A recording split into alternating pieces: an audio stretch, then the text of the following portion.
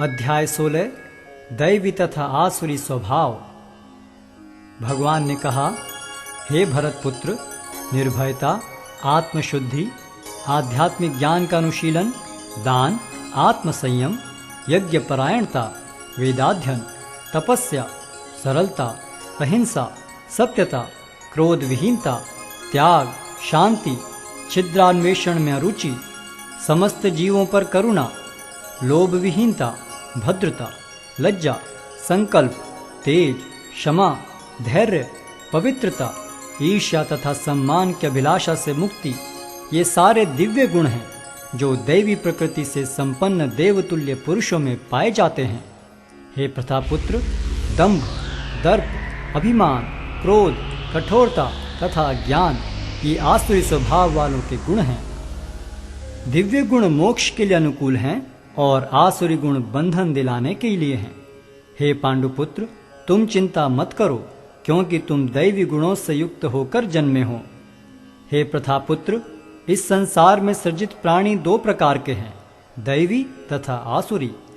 मैं पहले ही विस्तार से तुम्हें दैवी गुण बतला चुका हूं। अब मुझसे आसुरी गुणों के विषय में सुनो। जो आसुरी हैं वे यह नहीं जानते कि क्या करना चाहिए और क्या नहीं करना चाहिए। उनमें न तो पवित्रता, न उचित आचरण और न ही सत्य पाया जाता है। वे कहते हैं कि यह जगत मिथ्या है, इसका कोई आधार नहीं है और इसका नियमन किसी ईश्वर द्वारा नहीं होता। उनका कहना है कि यह कामेच्छा से उत्पन्न होता है और काम के अतिरिक्त कोई अन्य कारण नहीं है। ऐसे निष्कर्षों का अनुगमन करते हुए आसुरी लोग, जिन्होंने आत्मज्ञान खो दिया है और जो बुद्धिहीन हैं, ऐसे अनुपयोगी एवं भयावह कार्यों में प्रवृत्त होते हैं जो संसार का विनाश करने के लिए होता है।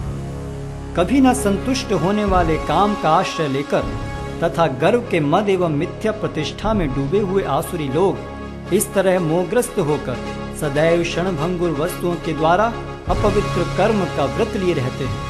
उनका विश्वास है कि इंद्रियों की तुष्टि ही मानव सभ्यता की मूल आवश्यकता है। इस प्रकार मरण काल तक उनको अपार चिंता होती रहती है। वे लाखों इच्छाओं के जाल में बंधकर तथा काम और क्रोध में लीन होकर इंद्रिय तृप्ति के लिए अवैध ढंग से धन संग्रह करते हैं। आसुरी व्यक्ति सोचता है, आज मेरे पास इतना धन है और अपनी योजनाओं से मैं और अधिक धन कमाऊंगा। इस समय मेरे पास इतना है, किंतु भविष्य में यह बढ़कर और अधिक हो जाएगा। वह मेरा शत्रु है और मैंने उसे मार दिया है और मेरे अन्य शत्रु भी मार दिए जाएंगे। मैं सभी वस्तुओं का स्वामी हूँ, मैं भोक्ता हूँ, मैं सिद्ध, शक्तिमान तथा सुखी हूँ। मैं सबसे धनी व्यक्ति हूँ और मेरे आसपास मेरे कुलीन संबंधी हैं।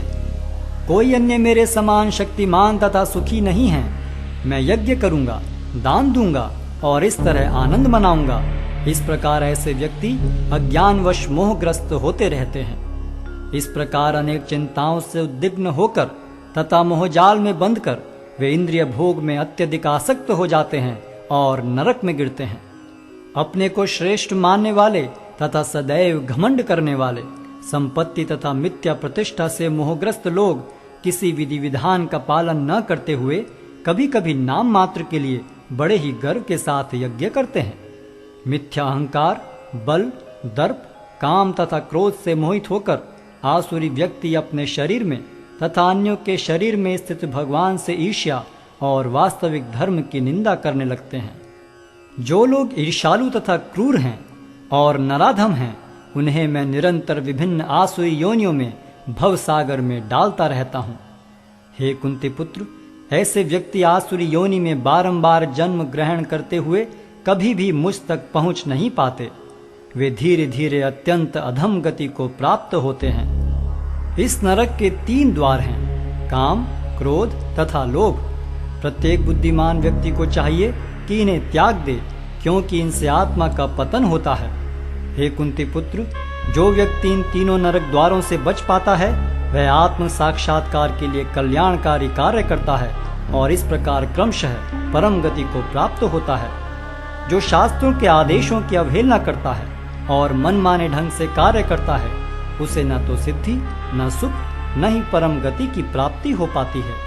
अतएव मनुष्य को यह जानना चाहिए कि शास्त्रों के विधान के अनुसार क्या कर्तव्य है और क्या अकर्तव्य है।